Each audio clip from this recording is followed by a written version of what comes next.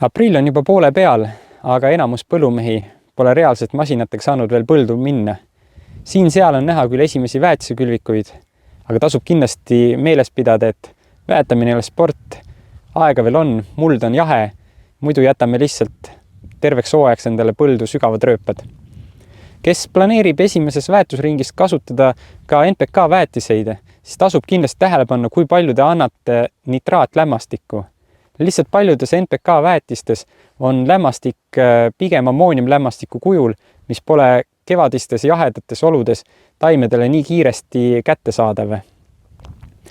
Teine töö, millega tasub natukene veel oodata, on äästamine või rullimine. Siin võiks ka ikkagi olla ööpäevane temperatuur ilusti plusspoole peal ja muld pealt veidikene tahenend. Siis me teeme selle tööga põllule ikka rohkem kasu kui kahju. Nüüd, kus kevad on pikalt nagu veninud, siis soojade tulekul hakkab taimik kindlasti kiirelt kasvama. Siinkohal tasuski oma talinisudele võrsumise keskfaasi planeerida üks pritsering, kus paagisegus oleks selline kasvuregulaator nagu Psychocell. See kasvuregulaator aitab pidurdada peavõrse kasvu ja seeläbi siis taim natukene võrsub rohkem ja väiksemad kõrvalvõrsed kasvavad peavõrsele järgi. See jälle tagab meile palju ühtlasema ja ilusama saagi.